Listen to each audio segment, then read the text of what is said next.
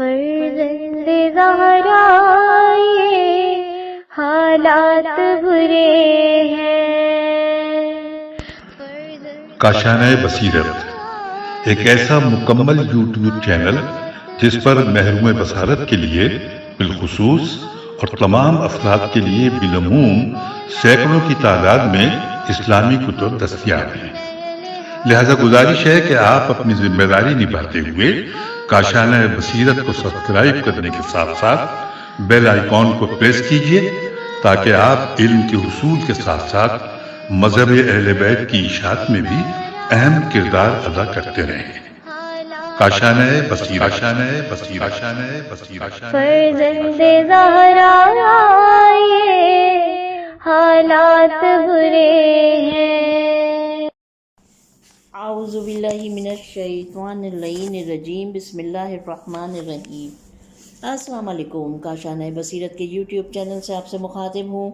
زیر مطالعہ کتاب کا نام ہے کلام امیر المومنین علیہ السلام شرح نہج البلاغہ، اور اس کی جلد 4 ہم پڑھ رہے ہیں۔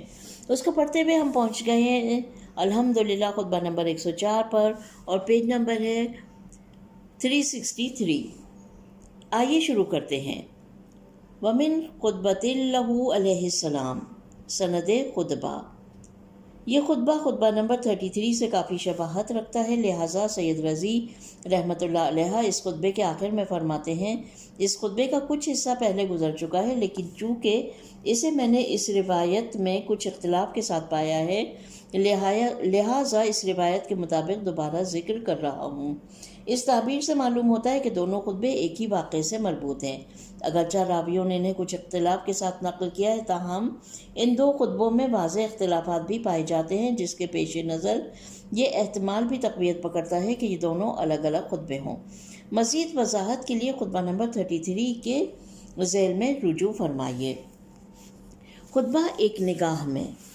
امام اس خطبے کے پہلے حصے میں عرب کی جاہلیت کے زمانے میں پیغمبر اکرم صلی اللہ علیہ وسلم کے قیام نیز لوگوں کی ہدایت و رہنمائی کے سلسلے میں آپ کی طاقت فرسا تکلیفات کی طرف اشارہ فرماتے ہیں۔ اس خطبے کے ایک اور حصے میں امام منحرفین کی جانب سے دور جاہلیت کے اقدار کی احیا کی طرف اشارہ کرتے ہوئے فرماتے ہیں، میں اسی راہ کو آگے بڑھاؤں گا جس پر پیغمبر اکرم صلی اللہ علیہ وسلم گامزن تھے، نیز میں باطل کو شگافتہ کر کے حق کو اس میں سے نکال لوں گا تاکہ لوگ امام کی نسبت اپنی ذمہ داریوں سے آگاہ ہو جائیں اور دور جاہلیت کی رسوم کے مقابلے کے لیے تیار ہو جائیں۔ خطبے کا پہلا حصہ جو شروع ہو رہا ہے، اما بعد فإن اللہ سبحانہ وتعالی بعث محمدً صلی اللہ علیہ وسلم، اور ختم ہو رہا ہے رہاہم واستقامت قناتہم۔ ترجمہ، اما بعد اللہ نے حضرت محمد صلی اللہ علیہ وسلم کو اس دور میں بھیجا ہے جب عرب میں نہ کوئی کتاب پڑھنا جانتا تھا اور نہ نبوت اور وحی کا ادعا کرنے والا تھا۔ یہ ہے لفظ ادعا، الف دال اس کے اوپر تشدید ہے اور عین الف۔ آپ نے اطاعت گزاروں کے سہارے نافرمانوں سے جہاد کیا کہ انہیں منزل نجات کی طرف لے جانا چاہتے تھے اور قیامت کے آنے سے پہلے ہدایت دے دینا چاہتے تھے۔ جب کوئی تھکا ماندہ رک جاتا تھا اور کوئی لوٹا ہوا ٹھہر جاتا تھا تو اس کے سر پر کھڑے ہو جاتے تھے کہ اسے منزل تک پہنچا دے، مگر یہ کہ کوئی ایسا ہو جس میں ذرہ بھر بھی بھلائی نہ ہو، یہاں تک کہ آپ نے لوگوں کو مرکز نجات سے آشنا بنا دیا اور انہیں ان کی منزل تک پہنچا دیا، یا ان کی چکی چلنے لگی اور ان کے ٹیڑھے سیدھے ہو گئے۔ شرح و تفسیر۔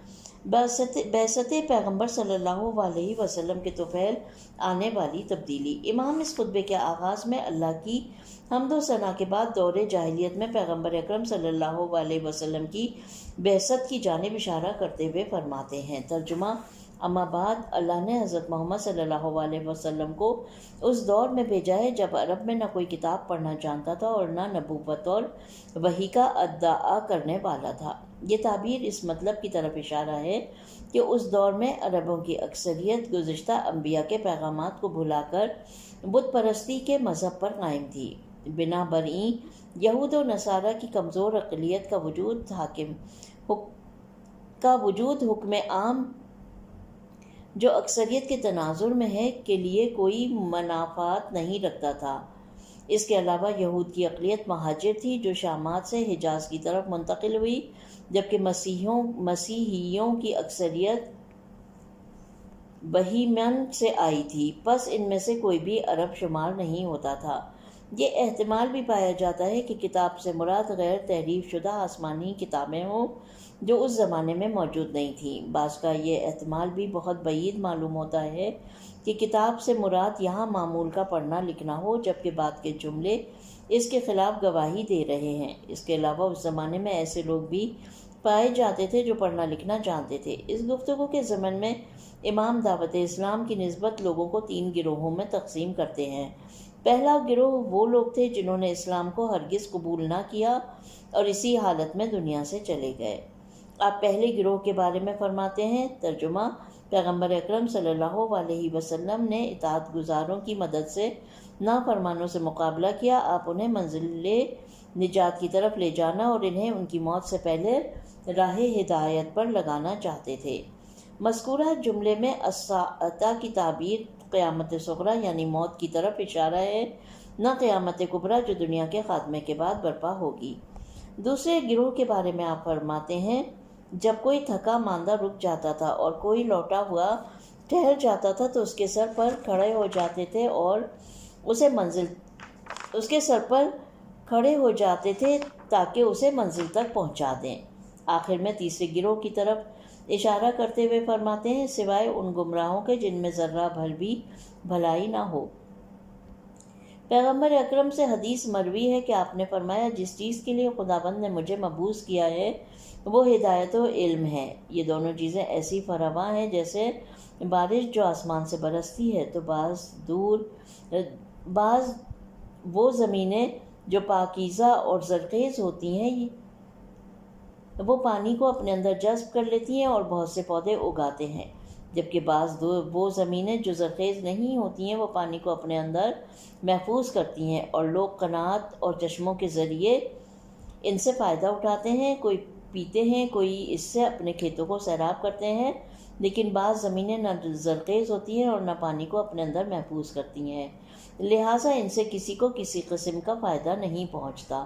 جو لوگ علم سے بہرہ مند ہوتے ہیں وہ یا دوسروں کو تعلیم دیتے ہیں، اور جو لوگ علم سے بالکل فائدہ نہیں اٹھاتے وہ ہدایت قبول نہیں کرتے۔ ان کی مثال ایسی ہی زمینوں جیسی ہے جو کچھ اس حدیث شریف میں بیان ہو چکا۔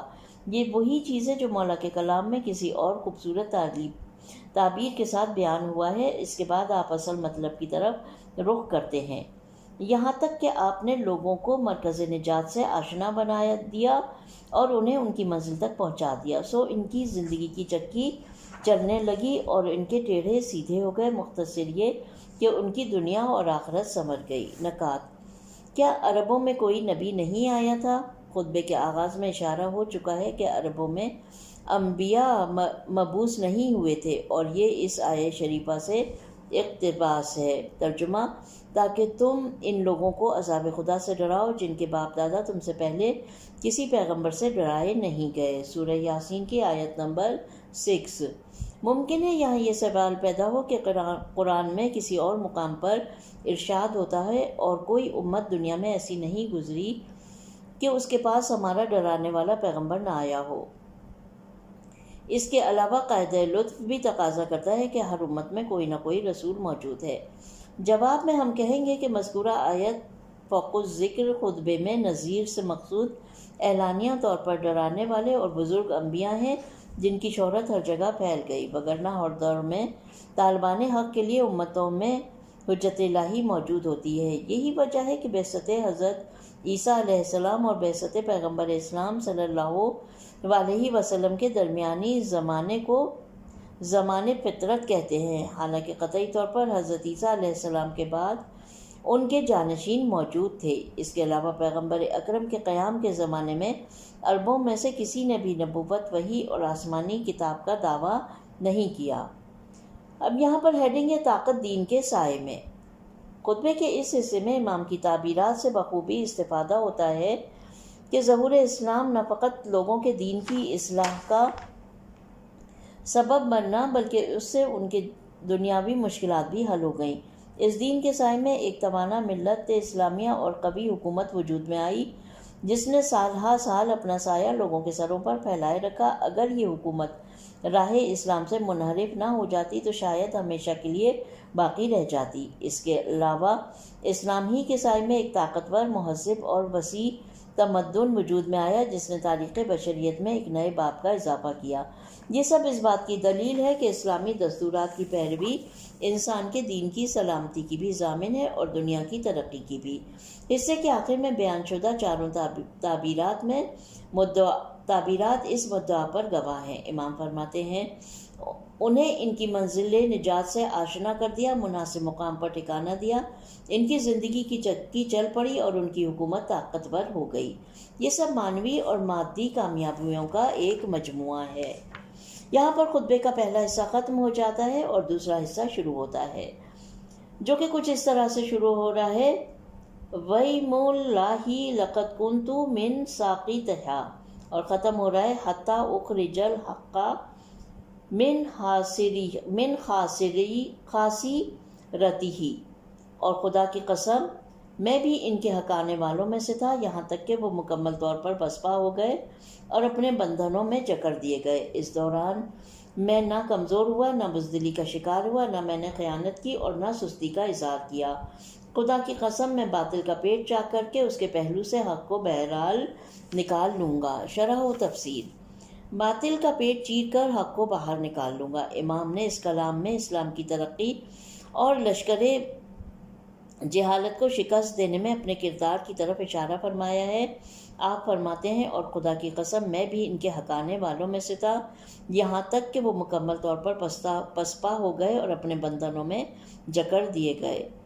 ساختہ جمع ہے سائق کی بامعنی چلانے والے۔ گزشتہ زمانے میں ایسا ہوتا تھا کہ سواری یا قافلے کو چلانے کے لیے ایک آدمی آگے ہوتا تھا جسے قائد کہتے تھے اور ایک پیچھے ہوتا تھا جسے سائق کہتے تھے۔ اسی طرح لشکر میں بھی یہی طریقہ ہوتا تھا، یعنی کچھ رہبر لشکر کے آگے ہوتے تھے اور کچھ پیچھے ہوتے تھے۔ در حقیقت یہاں امام پیغمبر اکرم کو لشکر کے قائد کے عنوان سے اور خود کو سائق کی حیثیت سے متعارف کروا رہے ہیں۔ البتہ سائق کبھی قائد کے معنی میں بھی استعمال ہوا ہے، اسی طرح لشکر کا ساقہ اگلا حصہ اس کے پچھلے حصے کے معنی میں بھی استعمال ہوا ہے۔ بہرحال یہ تعبیر بتاتی ہے کہ لشکر اسلام کی راہبری اور ہدایت اور لشکر کفر کو پسپا کرنے میں امام علی علیہ السلام کا نمایاں کردار رہا ہے۔ گفتگو کو جاری رکھتے ہوئے آپ فرماتے ہیں میں نے اس مہم کو انجام دینے میں ہرگز ناتوانی محسوس نہیں کی، نہ خائف ہوا، نہ خیانت کی اور نہ ہی سستی کا مظاہرہ کیا۔ در حقیقت شکست کے عامل ان چاروں میں سے کوئی ایک ہوتا ہے: کمزوری، خوف، خیانت اور سستی۔ ضعف اور وہن میں فرق یہ ہے کہ ضعف ناتوانی کے معنی میں آتا ہے، لیکن وہن میں توانائی تو ہوتی ہے مگر اس کے استعمال میں سستی دکھائی جاتی ہے۔ اس بنا پر امام کی ذات میں شکست کا ایک بھی عامل موجود نہ تھا، اسی لیے آپ ہر میدان میں کامیاب ہو جاتے تھے۔ آخر میں فرماتے ہیں خدا کی قسم میں باطل کا پیٹ چاک کر کے اس کے پہلو سے حق کو باہر نکال لوں گا۔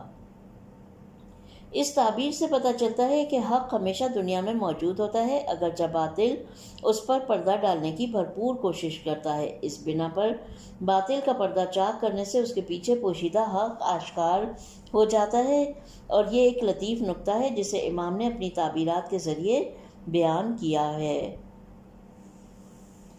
سید رضی رحمۃ اللہ علیہ کا کلام۔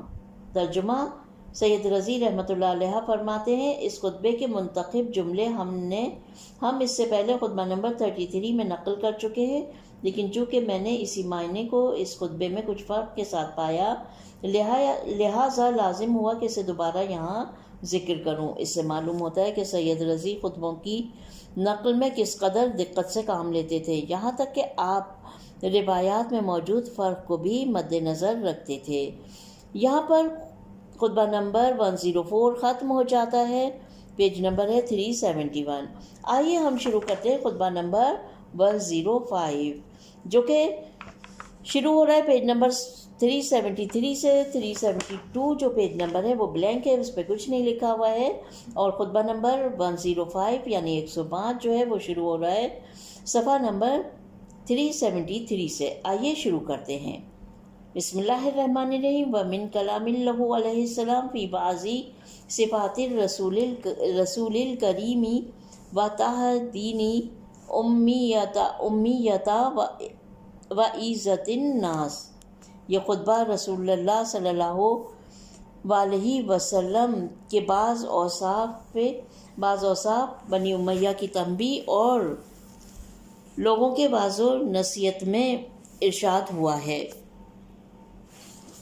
سند خطبہ کے کچھ حصے کو مشہور مفسر علی ابن ابراہیم متوفی 308 نے اپنی تفسیر میں جلد نمبر 1 پیج نمبر 384 پر سورہ نحل کی آیت نمبر 25 کے ذیل میں امام جعفر صادق علیہ السلام سے نقل کیا ہے۔ اسی طرح شیخ مفید رحمۃ اللہ علیہ نے بھی اس کے بعض حصوں کو اپنی کتاب ارشاد میں پیج نمبر 1600 پر ذکر کیا ہے، اور یہ دونوں ہستیاں سید رضی رحمۃ اللہ علیہ سے پہلے کی ہیں۔ خطبہ ایک نگاہ میں، جیسا کہ خطبے کے عنوان سے واضح ہے کہ اس خطبے کے 3 اہم حصے ہیں۔ پہلے حصے میں آپ رسول اللہ صلی اللہ علیہ وسلم کی بعض صفات کا تذکرہ فرماتے ہیں اور تصریح فرماتے ہیں کہ حضرت بچپن سے لے کر آخر عمر تک بہترین اور برترین مخلوق الہی تھے۔ در حقیقت امام کا مقصد یہ ہے کہ لوگوں کو میراث پیغمبر کی اہمیت کا احساس دلائیں اور انہیں قرآن اور اسلام کی پاسداری کی طرف دعوت دیں۔ دوسرے حصے میں آپ نے بنی امیہ سے مخاطب ہو کر ان کی مذمت کی ہے، نیز انہیں اس دنیا کی بے ثباتی کی طرف متوجہ کیا ہے جس کی طرف انہوں نے رخ کر رکھا ہے۔ آپ لوگوں کے ناحق بہائے گئے خون کے مقابلے میں اللہ تعالیٰ کے انتقام سے انہیں خبردار کرتے ہیں، اور یہ بات زور دے کر فرماتے ہیں کہ بہت جلد اس خلافت کو تم اپنے دشمنوں کے قبضے میں دیکھو گے۔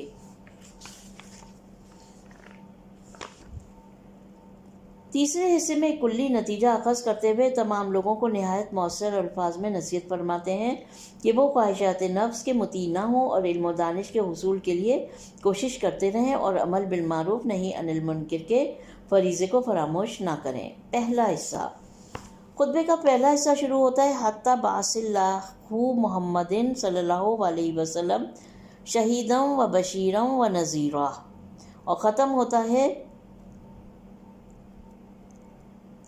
وَأَجُودَ الْمُسْتَمْتِرِينَ دِیمَا۔ یہاں تک ترجمہ، یہاں تک کہ پروردگار نے حضرت محمد صلی اللہ علیہ وسلم کو امت کے اعمال کا گواہ، ثواب کی بشارت دینے والا اور عذاب سے ڈرانے والا بنا کر بھیجا۔ آپ بچپن میں بہترین مخلوق اور سن رسیدہ ہونے پر اشرف کائنات تھے۔ عادات کے اعتبار سے تمام پاکیزہ افراد سے زیادہ پاکیزہ، اور باران رحمت کے اعتبار سے ہر ابر رحمت سے زیادہ کریم و جواد تھے۔ شرح و تفسیر رسول خدا صلی اللہ علیہ وسلم کے امتیازی اوصاف۔ امام نے اس خطبے کے پہلے حصے میں رسول خدا صلی اللہ علیہ وسلم کے ظہور کی پرفیض نعمت کی طرف اشارہ کیا ہے اور آپ کی 7 امتیازی صفات کی طرف تعریف و توصیف فرمائی ہے۔ آپ فرماتے ہیں ترجمہ، دنیا کے لوگ سخت گمراہی میں تھے، یہاں تک کہ پروردگار نے حضرت محمد صلی اللہ علیہ وسلم کو امت کے اعمال کا گواہ، ثواب کی بشارت دینے والا اور عذاب سے ڈرانے والا بنا کر بھیجا۔ آپ بچپن میں بہترین مخلوق اور سن رسیدہ ہونے پر اشرف کائنات تھے۔ عادات کے اعتبار سے تمام پاکیزہ افراد سے زیادہ پاکیزہ، اور باران رحمت کے اعتبار سے ہر ابر رحمت سے زیادہ کریم و جواد تھے۔ پہلی صفت شہیدن اشارہ ہے اس مفہوم کی طرف جو قرآن مجید میں آیا ہے۔ ترجمہ، اور وہ دن یاد کرو جس دن ہم ہر ایک گروہ میں سے انہی میں کا ایک گواہ ان کے مقابل لا کھڑا کریں گے، اور اے رسول تم ان لوگوں پر ان کے مقابل گواہ بنا کر لا کھڑا کریں گے۔ دوسری اور تیسری صفت میں اس مطلب کی طرف اشارہ کیا گیا ہے جو قرآن مجید کی متعدد آیات میں بیان ہوا ہے۔ بسم اللہ الرحمن الرحیم، انا ارسلناک بالحق بشیرا و نذیرا۔ اے رسول، ہم نے تم کو دین حق کے ساتھ بہشت میں خوشخبری دینے والا اور عذاب سے ڈرانے والا بنا کر بھیجا ہے۔ سورہ مبارکہ نحل کی آیت نمبر 89۔ چوتھی صفت میں آپ کے بچپنے کا ذکر کیا گیا ہے کہ آپ اس دور طفلی میں بھی ظاہر و باطن کے اعتبار سے ممتاز تھے۔ چنانچہ مناقب ابن شہر آشوب میں ابن عباس سے نقل ہوا ہے، ان ایام میں رسول خدا صلی اللہ علیہ وسلم کی اپنے ہم عمر بچوں سے دوستی اور رفاقت تھی۔ بچے بعض اوقات نادانی کے سبب چوری بھی کرتے تھے، لیکن آپ کبھی بھی لوگوں کے اموال کی طرف ہاتھ نہیں بڑھاتے تھے۔ بچے ظاہری طور پر کبھی گندے بھی نظر آتے تھے، لیکن آپ ہمیشہ صاف ستھرے ہوتے تھے۔ نیز اسی کتاب میں حضرت ابو طالب علیہ السلام سے نقل ہوا ہے کہ میں نے کبھی بھی ان سے جھوٹ نہیں سنا، ان کے وجود سے جاہلیت کے کچھ بھی آثار نہ تھے، ان کے وجود میں جاہلیت کے کچھ بھی آثار نہ تھے۔ آپ بے مقصد نہیں ہنستے تھے اور بچوں کے ساتھ نہیں کھیلتے تھے۔ اسی کتاب میں کسی اور مقام پر ذکر ہوا ہے کہ بعض اوقات جناب عبد المطلب کے لیے خانہ کعبہ کے سائے میں فرش بچھایا جاتا تھا اور کوئی بھی شخص ان کے احترام میں اس فرش پر نہیں بیٹھتا تھا۔ ان کے فرزند ان کے وہاں سے جانے تک فرش کے کنارے پر بیٹھے رہتے تھے، لیکن رسول خدا صلی اللہ علیہ وسلم اسی دوران آ کر جناب عبد المطلب کے فرش پر بیٹھ جاتے تھے۔ جب آپ کے چچا آپ کو دور کرنا چاہتے تو جناب عبد المطلب فرماتے تھے، میرے فرزند کو اپنے حال پر چھوڑ دو، خدا کی قسم ان کے لیے عظیم مقام و منزلت ہے۔ نیز ایام طفلی اور نوجوانی میں پیغمبر اکرم صلی اللہ علیہ وسلم کے عدد و اطوار کے متعلق جناب ابو طالب کے یہ دو شعر نقل ہوئے ہیں۔ فرماتے ہیں، اردو ترجمہ میں پڑھوں گی۔ میں نے ہمیشہ تمہیں گفتگو میں سچا پایا کہ تم کبھی بے مقصد گفتگو نہیں کرتے، تم ہمیشہ حق و صداقت پر مبنی گفتگو کرتے ہو، جبکہ تم ابھی نوجوانی کے سن میں ہو۔ اور یہ بھی عجائبات میں سے ہے کہ رسول خدا کی شیر خوالگی کے حالات میں لکھا ہے کہ جب آپ کو دائی حلیمہ کے سپرد کیا گیا تو آپ ان کے صرف دائیں پستان سے دودھ پیا کرتے تھے اور کبھی بھی بائیں پستان کی طرف مائل نہیں ہوتے تھے، گویا آپ چاہتے تھے کہ عدالت کا خیال رکھا جائے اور فرزند حلیمہ کے حصے کو بھی ملحوظ رکھیں۔ پانچویں، چھٹی اور ساتویں صفت میں آپ کی بزرگ سالی سے متعلق کرامت اور نجابت کی طرف اشارہ ہوتا ہے۔ یہ ایسی حقیقت ہے جو کسی سے بھی ڈھکی چھپی نہیں اور اس کی سچائی پر تاریخ گواہ ہے۔ ہر عام و خاص کی زبان پر حضرت کی تواضع، محبت، فہم و روایت اور رفوع و درگزر کا تذکرہ تھا۔ آپ کے پاس جو کچھ ہوتا اسے بے دریغ غریبوں کے حوالے کرتے تھے۔ آپ کی ثقافت اور جود و کرم کی بارش پائیدار تھی۔ آپ ہر سخی سے زیادہ سخی تھے، یہاں تک کہ آپ کے پاس کبھی بھی کوئی درہم و دینار باقی نہیں بچتا تھا۔ اگر کوئی چیز بچ جاتی تو جب تک آپ اسے کسی غریب کے حوالے نہ کرتے آپ کو آرام نہ ملتا۔ آپ بافضیلت لوگوں کا احترام کرتے اور صلہ رحمی کے سلسلے میں کوشاں رہتے تھے، خطا کاروں کی معذرت قبول کرتے اور خوراک و پوشاک میں غلاموں پر سبقت نہیں لے جاتے تھے۔ دوسرا حصہ شروع ہوتا ہے، فَمَا لَوْلَتْ لَكُمُ الدُّنْيَا فِي لَذَّاتِهَا، اور ختم ہو رہا ہے عَلَى سَمَاعِ مَا وَعَدْ تَذْكِرَ وَقِبْلَهُ۔ ترجمہ، یہ دنیا تمہارے لیے اس وقت اپنی لذتوں سمیت خوشگوار بنی ہے اور تم اس کے فوائد حاصل کرنے کے قابل بنے ہو جب تم نے دیکھ لیا کہ اس کی مہار جھول رہی ہے اور اس کا تنگ ڈھیلا ہو گیا ہے، اس کا حرام ایک قوم کے نزدیک بغیر کاٹنے والے بیر کی طرح مزیدار ہو گیا ہے اور اس کا حلال بغیر کانٹے والے بیر کی طرح مزیدار ہو گیا ہے اور اس کا حلال بہت دور تک ناپید ہو گیا ہے۔ اور خدا کی قسم تم اس دنیا کو ایک مدت تک پھیلے ہوئے سائے کی طرح دیکھو گے کہ زمین ہر ٹوکنے والے سے خالی ہو گئی ہے اور تمہارے ہاتھ کھل گئے ہیں اور قائدین کے ہاتھ بندھے ہوئے ہیں، تمہاری تلواریں ان کے سروں پر لٹک رہی ہیں اور ان کی تلواریں نیام میں ہیں، لیکن یاد رکھو کہ ہر خون کا ایک انتقام لینے والا اور ہر حق کا ایک طلبگار ہوتا ہے، اور ہمارے خون کا منتقم گویا خود اپنے حق میں فیصلہ کرنے والا ہے۔ وہ پروردگار ہے جسے کوئی مطلوب عاجز نہیں کر سکتا ہے اور جس سے کوئی فرار کرنے والا بھاگ نہیں سکتا ہے۔ میں خدا کی قسم کھا کر کہتا ہوں اے بنی امیہ کہ عنقریب تم اس دنیا کو اغیار کے ہاتھوں اور دشمنوں کے دیار میں دیکھو گے۔ آگاہ ہو جاؤ کہ بہترین نظر وہ ہے جو خیر میں ڈوب جائے، اور بہترین کان وہ ہیں جو نصیحت کو سن لیں اور قبول کر لیں۔ شرح و تفسیر۔ ہیڈنگ ہے تم سے یہ توقع نہ تھی۔ ایسا معلوم ہوتا ہے کہ خطبے کے اس حصے اور پہلے حصے کے درمیان کچھ فاصلہ تھا، اور سید رضی رحمۃ اللہ علیہ نے اس حصے کو ذکر نہیں کیا ہے، چونکہ ان بزرگوار کی روش خطبوں کے خاص حصوں کے انتخاب اور مولا کی عبارات سے خوشہ چینی پر مبنی رہی ہے۔ نہج البلاغہ کے بہت سے شارحین کے مطابق یہ خطبہ بنی امیہ سے مخاطب ہو کر فرمایا ہے، اور اس کا ثبوت یہ ہے کہ اس حصے کے آخر میں بنی امیہ کا نام بطور صراحت آیا ہے، جبکہ نہج البلاغہ کے کچھ شارحین کا نقطہ نظر یہ ہے کہ اس حصے کے ابتدائی سطور میں مخاطب رسول صلی اللہ علیہ وسلم کے باقی ماندہ اصحاب اور تابعین ہیں، اور اس کے ذیل میں بنی امیہ سے خطاب ہوا ہے۔ اس حصے کے آغاز میں پائی جانے والی تعبیرات دوسرے معنی کی تائید کرتے ہیں، کیونکہ یہ تعبیرات واضح کرتی ہیں کہ امام نے ان لوگوں کی مذمت کی ہے جن کا راہ حق سے منحرف ہونا خلاف توقع تھا، جبکہ ہم جانتے ہیں کہ بنی امیہ پوری تاریخ میں ایک ظالم، اسلام اور مخالف اور گمراہ گروہ رہا ہے۔ بہر صورت امام اس حصے میں فرماتے ہیں فما لولت، اس طرح سے شروع ہوا ہے یہ حصہ، اور ترجمہ ہے اس کا، یہ دنیا تمہارے لیے اس وقت اپنی لذتوں سمیت خوشگوار بنی اور تم اس کے فوائد حاصل کرنے کے قابل بنے ہو جب تم نے دیکھ لیا کہ اس کی مہار جھول رہی ہے اور اس کا تنگ ڈھیلا ہو گیا ہے۔ یہ اس بات کی طرف اشارہ ہے کہ خلیفہ سوم کی حکومت کے دوران اور اسلامی فتوحات اور بیت المال کی لوٹ مار کے بعد تم نے دنیا کی لذات اور اس کی رنگینیوں کی طرف رخ کر لیا، اور اسی امر نے تمہیں خدا سے دور کر دیا۔ حاکمان وقت دنیا کا مال و دولت ذخیرہ کرنے میں مشغول ہو گئے،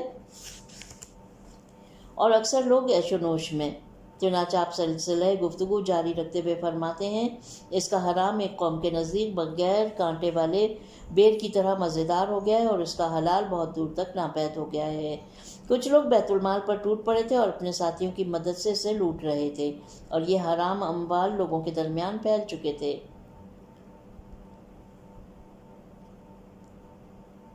سدرل مقصود بغیر کانٹے والے بیر کا درخت کی تعبیر اس بات کی طرف اشارہ ہے کہ خدا کے نہیں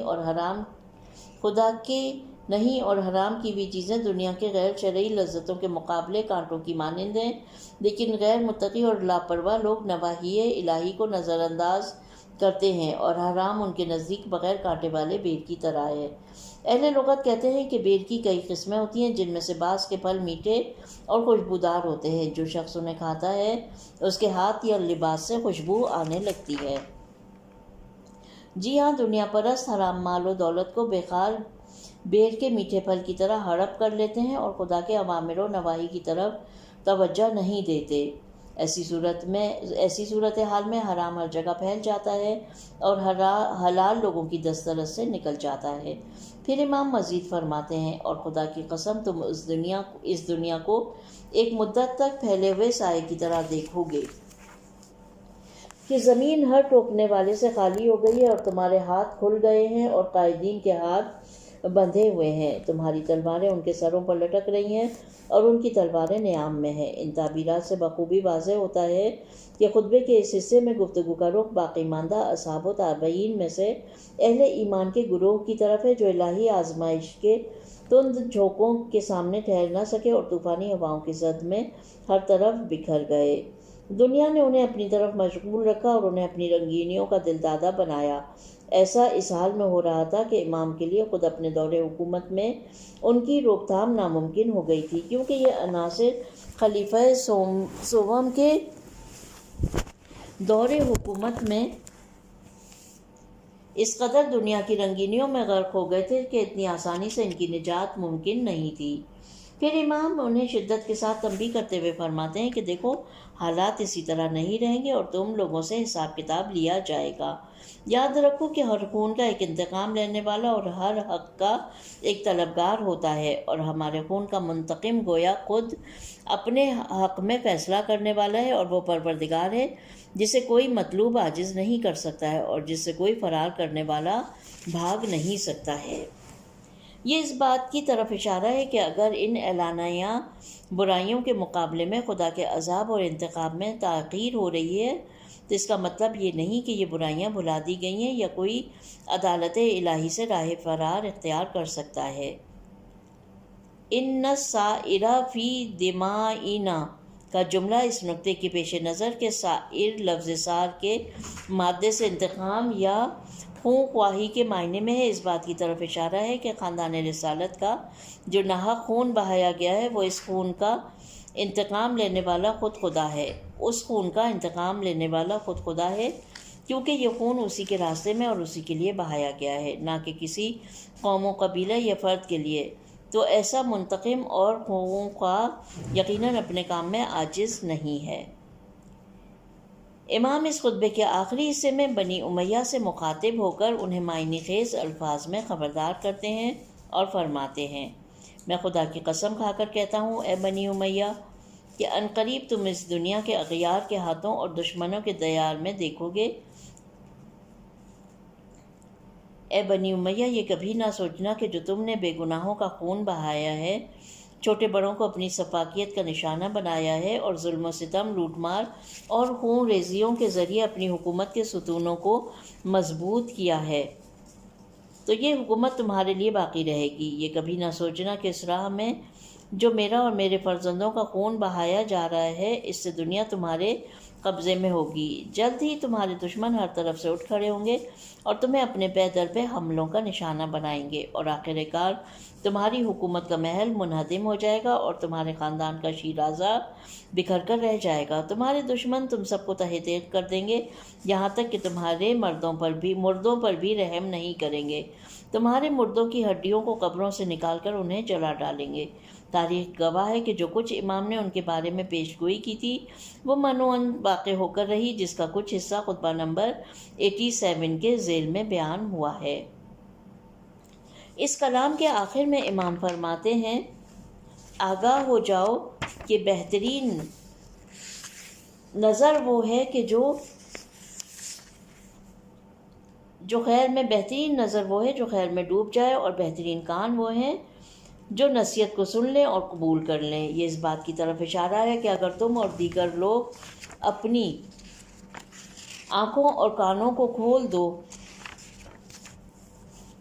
تو راہ سعادت و نیکی کو پا لینا کوئی مشکل کام نہیں ہوگا، لیکن افسوس کہ انسان کی خواہشات اور نفس امارہ اس کے کانوں اور آنکھوں پر ایسا تاریک پردہ ڈال دیتا ہے کہ وہ واضح حقائق کو بھی دیکھ نہیں پاتا اور نہایت مخلصانہ نصیحتوں کو بھی سن نہیں سکتا۔ دلچسپ بات یہ ہے کہ سلطنت بنی امیہ کے خاتمے کے بعد ان کے کسی سردار سے پوچھا گیا کہ تمہاری حکومت کے زوال کا سبب کیا بنا، تو اس نے جواب میں کہا، ہمارے اہلکار عوام پر ظلم ڈھاتے تھے اور یہ توقع رکھتے تھے کہ ان کی طرف سے کسی قسم کا رد عمل سامنے نہیں آئے گا۔ انہوں نے لوگوں پر بھاری لگان عائد کیے تو وہ ہمارے اطراف سے منتشر ہو گئے، ہمارے باغ اور کھیتیاں ویران ہو گئیں اور ہمارے گھر خالی ہو گئے۔ ہم نے اپنے وزراء پر اعتماد کیا، لیکن انہوں نے اپنے منافع کو ہمارے منافع پر ترجیح دی اور کاموں کو ہمیں اطلاع دیے بغیر انجام دیا اور نتائج کو ہم سے مخفی رکھا۔ ہم نے سپاہیوں کی تنخواہیں بروقت ادا نہیں کی، جس کے نتیجے میں وہ ہماری اطاعت سے سرپیچی کرنے لگے اور ہمارے دشمنوں سے جا ملے۔ آخر کار ہم اپنے دشمنوں کے مقابلے میں کمزور ہو گئے، چونکہ ہمارا کوئی یار و مددگار نہ رہا تھا۔ خلاصہ یہ کہ ہماری حکومت کے زوال کا اہم ترین سبب حکومتی رازوں اور حقائق کا ہم سے مخفی رہنا تھا۔ ذرا غور کیجئے کہ یہ وہی حقیقت جس سے کے متعلق امام نے مذکورہ بالا خطبے میں پیشگوئی فرمائی ہے۔ یہاں پر خطبے کا دوسرا حصہ ختم ہو جاتا ہے اور تیسرا حصہ شروع ہوتا ہے، جو کہ کچھ اس طرح شروع ہو رہا ہے، ایھا الناس बिहू और ख़त्म हो रहा है वला यनकुसु बिरायही मा कद इब्रमा लकुम। तर्जुमा, लोगों, एक बामल नसीहत करने वाले के चिराग हिदायत से रोशनी हासिल कर लो और एक ऐसे साफ चश्मे से सैराब हो जाओ जो हर आलूदगी से पाको पाकीज़ा है। अल्लाह के बंदो, देखो, अपनी जहालत की तरफ झुकाव पैदा मत करो और अपनी ख्वाहिशात के ग़ुलाम ना बनो कि इस मंजिल पर आ जाने वाला गोया सैलाब ज़दा दीवार के किनारे पर खड़ा है और हलाकतों को अपनी पुश्त पर लादे हुए इधर से उधर मुंतकिल हो रहा है। उन अफकार की बिना पर जो यके बाद दीगरे ईजाद करता रहेगा और उन पर ऐसे दलाइल कायम करेगा जो हरगिज़ जिस्मा ना होंगे और उससे करीब तर भी ना होंगे। खुदा का ख्याल रखो कि अपनी फरियाद उस शख्स से करो जो इसका अजाला कर सके और अपनी राह से हुक्म इलाही को न तोड़े। शरह व तफसीर, आसमानी रहबर का दामन न छोड़ना, ये हेडिंग है। लिखते हैं, खुतबे के इस हिस्से में इमाम मवाइज़ हसना और जामे निकात के ज़रिए लोगों को नसीहत फरमाते हैं। आप पहले इनके अज़हान को आमादा करने के लिए फरमाते हैं, ए लोगों, एक बामल नसीहत करने वाले के चिराग हिदायत से रोशनी हासिल करो और एक ऐसे साफ़ चश्मे से सैराब हो जाओ जो हर आलूदगी से पाक है। जैसा कि रोशन चराग तारीकियों में इंसान के रास्ते को रोशन करता है और इंसान को भटकने से बचाता है, इसी तरह हिदायत याफ्ता वाइज़ की नसीहतें भी इंसान को मानवी और फ़िक्री सैर सलूक में अक़ीदती इन्हराफात से महफूज रखती हैं। जिस तरह साफ़ व शफ़ाफ़ पानी इंसान और तमाम मौजूदात के जिस्म के लिए माया हयात है, इसीलिए मवाइज़ हसना भी राह हक़ के मुसाफिरों की रूहानी हयात के लिए सरमाया है। ज़ाहिरी बात है कि इस चिराग हिदायत और आब हयात के चश्मे से मुराद खुद इमाम की ज़ात अक़दस है। यह हक़ शनास लोगों को हत्तुल इम्कान आपसे खूब इस्तिफ़ादा करना चाहिए था, मगर अफसोस सद अफसोस ऐसा नहीं किया गया। आज भी हम आपके ख़्वाने हिदायत पर बैठे हुए हैं और हम तक पहुँचे हुए आपके गिरां बहा इरशादात के एक गोशे से चिराग दिल को रोशन कर रहे हैं। नेज़ आपके शफ़ाफ़ चश्मे हिदायत से सैराब हो रहे हैं। इसके बाद आप बंदगान खुदा से उमूमी तौर पर मुखातिब होते हुए इन्हें जहालत और नादानी, ख्वाहिशात नफ्स और बातिल अफकार पर भरोसा करने से ख़बरदार करते हैं और फरमाते हैं। तर्जुमा, अल्लाह के बंदो, देखो, अपनी जहालत की तरफ झुकाव पैदा मत करो और अपनी ख्वाहिशात के ग़ुलाम ना बनो। फिर इस बयान के लिए एक वाज़ेह दलील पेश करते हुए कहते हैं, क्योंकि जो इस मंजिल पर आता है और जहालत व ख्वाहिशात नफ्स पर एतमाद करता है, वो उस शख्स की मानद है जो बिल्कुल गिरने वाले दहाने पर खड़ा है, हलाकतों को अपनी पुश्त पर लादे हुए इधर से उधर मुंतकिल हो रहा है। उन अफकार की बिना पर जो यके बाद दीगरे ईजाद करता रहेगा और उन पर ऐसे दलाइल कायम करेगा जो हरगिज़ चिस्पा ना होंगे और उससे करीब तर भी ना होंगे। इमाम इन इबारतों में अपनी खूबसूरत और बलीग तशबीहात के ज़रिए एक अहम हकीकत बयान फरमा रहे हैं कि गुमराही के असबाब में से एक बेबुनियाद अकायद, बातिल नज़रियात और बेदलील आरा पर भरोसा करना है। ये चीज़ें बाज़ औक़ात पुरफ़रेब ज़ाहिर की हामिल होती हैं, जैसे दरियाओं के किनारे या वो दहाने जिनका ज़ाहिर मजबूत होता है लेकिन अंदर से वो खोखले होते हैं। बेखबर अफराद उन पर कदम रखते हैं और अचानक किसी खाई या दरिया में गिर पड़ते हैं। ये लोग अपने जाहिलाना नज़रियात पर मुसिर होने के सबब उस शख्स की मानंद हैं जो अपने ज़वाल और मौत के असबाब को कंधे पर उठाए हर तरफ जाता है। ऐसों की मुसीबतों और बदबख्तियों में से एक ये है कि वह अपने बातिल नज़रियात की तौजीह के लिए दीगर बातिल उमूर का सहारा लेते हैं। यूँ वो रोज़ बरोज़ और लम्हा बलम्हा गुमराही की गहराइयों में डूबते चले जाते हैं। ये गिरोह उन लोगों के मद्दे मुकाबिल में है जिनसे मुतालिक इस हिस्से के आगाज़ में इशारा हो चुका, यानी वो लोग जो सच्चे रहबरों के चिराग हिदायत से रोशनी पाते हैं और उनके इल्म के शफ़ाफ़ चश्मों से सैराब हो जाते हैं। फिर इमाम नतीजा निकालते हुए फरमाते हैं, खुदा का ख्याल रखो कि अपनी फरियाद उस शख्स से करो جو اس کا ازالہ کر سکے اور اپنی رائے سے حکم الہی کو توڑ نہ سکے۔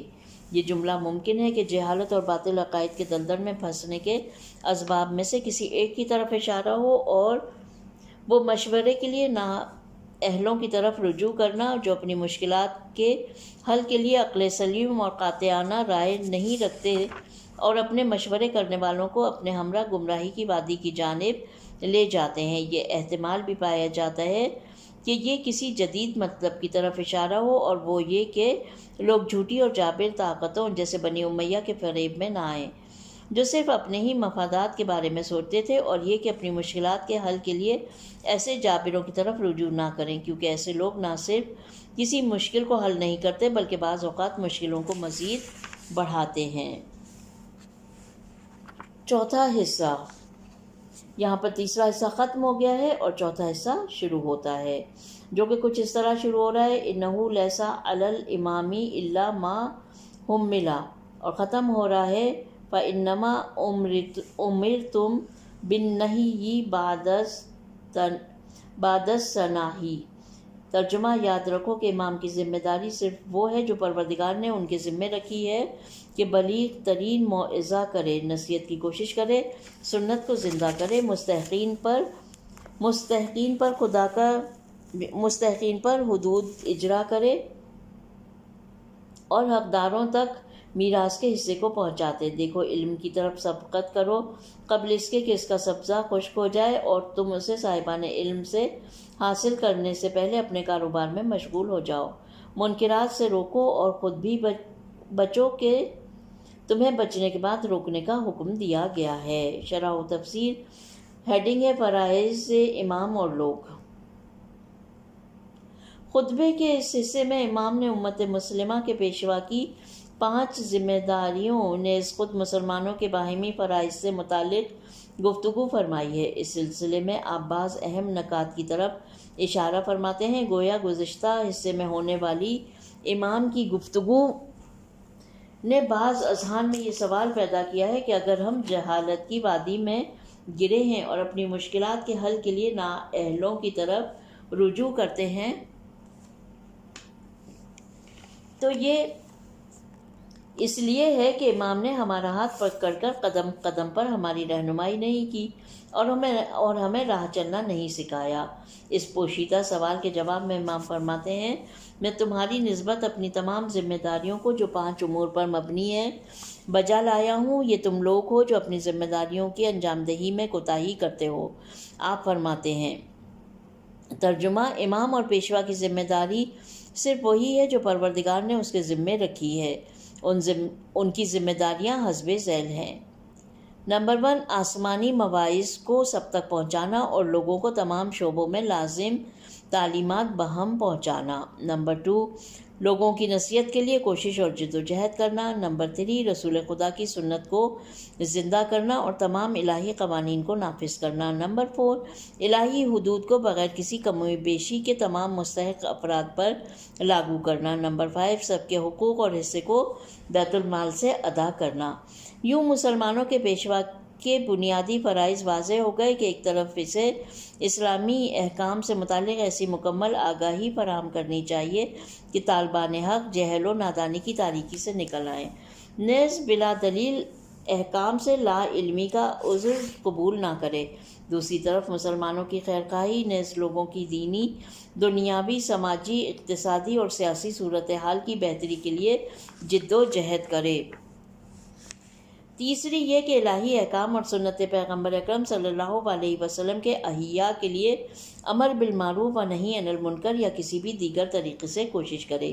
چوتھی یہ کہ جرائم کی روک تھام کے لیے حقیقی مجرموں پر الہی حدود کو بغیر کسی امتیازی سلوک یا کوتاہی کے نافذ کرے۔ پانچویں یہ کہ مستحقین اور محتاجوں کے حقوق کو بغیر کسی کمی بیشی کے بیت المال سے ادا کرے۔ اگر اسلامی حاکم ان امور کو انجام دے تو اس نے بندگان خدا سے متعلق اپنا فرض ادا کر دیا ہے، اور اگر کوئی کمی بیشی آئے تو وہ لوگوں کی کوتاہی کے نتیجے میں ہوگی۔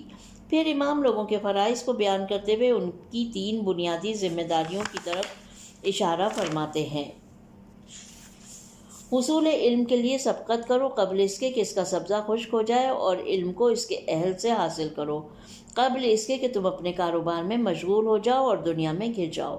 علم کا درخت خشک ہونے سے مراد ممکن ہے آپ کی شہادت ہو، اور علم کے ابلتے ہوئے چشمے سے بھی مراد آپ کا وجود مبارک ہو۔ یوں آپ انہیں خبردار کر رہے ہیں کہ تمہیں جو کچھ پوچھنا ہے مجھ سے پوچھ لو، اس سے پہلے کہ میں تمہارے درمیان سے چلا جاؤں۔ یہ کلام اس مطلب کی جانب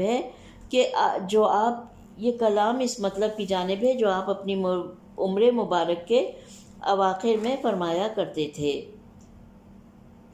سلونی قبل ان تفقدونی، مجھ سے پوچھ لو قبل اس کے کہ میں تم سے جدا ہو جاؤں۔ یہاں یہ احتمال بھی پایا جاتا ہے کہ شجر علم کے خشک ہونے سے آپ کا مقصد انسان کا وجود ہو، کیونکہ انسان اپنی عمر کی ہر سطح پر حصول علم کے قابل نہیں ہوتا۔ یہ تفسیر بعد والے جملے سے مطابقت رکھتی ہے، کیونکہ جو انسان کی عمر بڑھتی جاتی ہے اتنی ہی اس کی مصروفیات بھی بڑھتی جاتی ہیں، نیز اس کے اندر تحصیل علم کی صلاحیت بھی کم ہوتی جاتی ہے۔ ان دونوں تفسیروں میں جمع عین ممکن ہے۔ دوسرے اور تیسرے جملے میں لوگوں کی ذمہ داریوں کو اس طرح بیان فرماتے ہیں: منکرات سے روکو اور خود بھی بچو کہ تمہیں خود بچنے کے بعد دوسروں کو روکنے کا حکم دیا گیا ہے۔ یوں لوگوں کی ذمہ داری یہ ہو گئی کہ پہلے اپنی معرفت اور علم و آگاہی کی سطح کو بلند کریں، کیونکہ جہل زوال کے اسباب میں سے ایک ہے۔ دوسری ذمہ داری یہ کہ خداوند متعال کے دستورات پر عمل پیرا ہونے کی کوشش کریں اور امر بالمعروف اور نہی عن المنکر کو جو ایک اجتماعی فرض ہے فراموش نہ کریں۔ اگر حکومت اپنی پانچوں ذمہ داریوں اور عوام اپنی تینوں ذمہ داریوں پر عمل پیرا ہو جائیں تو یقیناً خیر و سعادت پورے معاشرے پر چھا جائے گی۔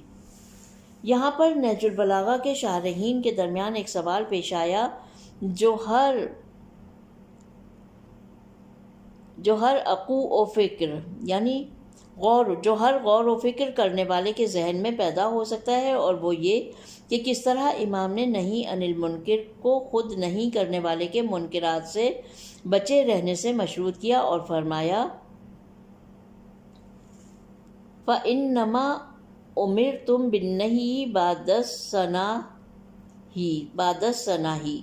ابن ابی الحدید اس اشکال کے جواب میں کہتے ہیں: مقصد یہ نہیں کہ نہی عن المنکر خود نہیں کرنے والے کے منکرات سے بچنے سے مشروط ہو، بلکہ مراد یہ ہے کہ میں نے پہلے تمہیں منکرات سے بچنے کا حکم دیا، پھر دوسروں کو نہیں کرنے کا حکم دیا۔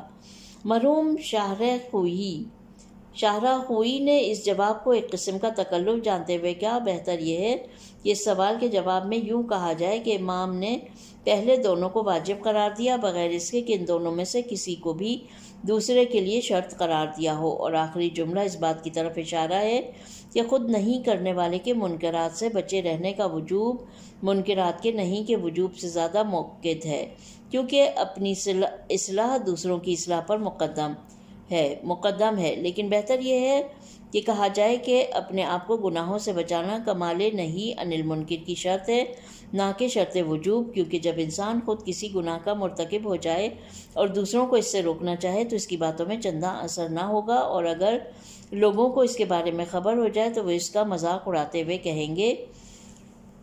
ایک شعر ہے یہاں پہ فارسی کا غالباً، اور اس کا ترجمہ میں پڑھتی ہوں: تم خود تو خاموشی سے دوسروں کا مال چرا لیتے ہو، لیکن جب دوسرے تمہارا مال لے جاتے ہیں تو چلانے لگتے ہو کہ زمانے میں کوئی مسلمان ہی نہیں ہے۔ اسی لیے مسلمان پیشوا یہ بات بہت تاکید کے ساتھ کہتے تھے کہ ہم جب بھی تمہیں کسی کام سے منع کرتے ہیں تو پہلے ہم خود اس سے اجتناب کرتے ہیں۔ رسول خدا صلی اللہ علیہ وسلم کسی بچے کو خرما کھانے سے منع کر رسول خدا صلی اللہ علیہ وسلم کے کسی بچے کو خرما کھانے سے منع کرنے کی داستان بہت معروف ہے، یعنی جس دن آپ نے خرما تناول فرمایا اس دن آپ نے بچے کو خرما کھانے سے منع نہیں فرمایا۔ فارسی ادبیات میں بھی یہ مفہوم آیا ہے کہ یعنی خرما کھایا ہو، جس نے خرما کھایا ہو وہ خرمے سے منع کیوں کر سکتا ہے؟ امیر المومنین علی علیہ السلام بھی قسم کھاتے ہوئے فرماتے ہیں کہ خدا کی قسم، جس چیز سے میں نے تمہیں منع کیا ہے پہلے میں خود اس چیز سے باز رہا ہوں۔ یہاں پر خطبہ نمبر 105 ختم ہو جاتا ہے اور پیج نمبر ہے 390۔ پروردگار عالم سے دعا ہے کہ وہ ہماری اس کوشش کو اپنی بارگاہ میں قبول اور مقبول فرمائے۔ ربنا تقبل منا انک انت السمیع العلیم۔ بہت جلدی خطبہ نمبر 106 کو پڑھیں گے انشاءاللہ۔ اپنا بہت خیال رکھیے۔